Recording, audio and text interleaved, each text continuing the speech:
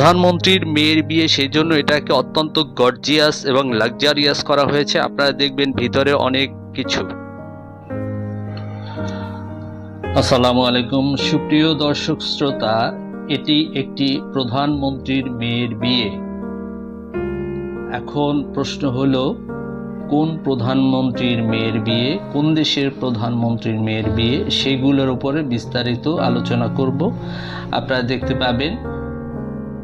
এবং এই প্রধানমন্ত্রীর যে মেয়ের বিয়ে, এটা কত রকম ভাবে সাজানো হয়েছে, কত টাকা খরচ হয়েছে এবং কে কে আসছিল এই বিয়েয়, কি কি আছে এই বিয়ের ভিতরে, এর রাজকীয় এই বিয়েগুলো কিভাবে হয়, সেগুলোর উপর বিস্তারিত আলাপ আলোচনা হবে।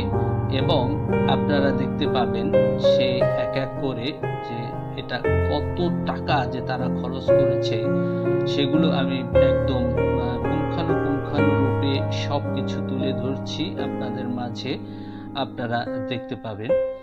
তো সম্মানিত দর্শক শ্রোতা, আপনারা আমি এক এক করে দেখাচ্ছি। এখানে লাইটগুলো, এই লাইটগুলো কিন্তু আর্টিফিশিয়াল।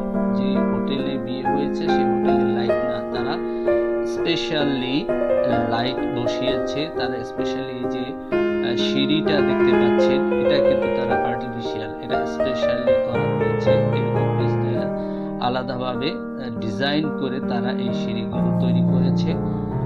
এরপরে আপনারা দেখতে পাচ্ছেন যে ফুল, অফুরন্ত ফুল, এগুলো সবই কাঁচা ফুল, অর্থাৎ রিয়াল ফুল, অর্গানিক জিনিস দিয়ে এরকম ভাবে সাজানো হয়েছে।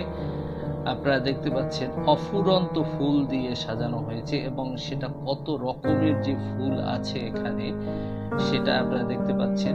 এটা হচ্ছে তৈজসপত্র, অর্থাৎ এই দেশের যে কালচার, এই দেশের যে ট্র্যাডিশন, সেই অনুযায়ী এরকম ভাবে সাজানো হয়েছে। মাঝে দেখেন এগুলো কিন্তু সব সাজানো হোটেলের, যেখানে বিয়ে হয়েছে, যে হোটেলে একটা 5 স্টার হোটেলে বিয়ে হয়েছে, সেই 5 স্টার হোটেলের কিন্তু রেগুলার ডেকোরেশন না, এগুলো কিন্তু স্পেশালি আলাদাভাবে এই ডেকোরেশন করা হয়েছে, শুধু যে এই বিয়েটাকে আরো কতটা গর্জিয়াস করা যায়, কতটা আরো সুন্দর করা যায়, সেজন্য এরকম ভাবে সাজানো হয়েছে। আপনারা দেখতে পাচ্ছেন যে তাজা ফুলের মাঝখানে, মনে হয় যেন ফুলের বাগানেও এত ফুল থাকে না, সেই ফুলের মাঝে আবার এখানে মোমবাতি জ্বালানো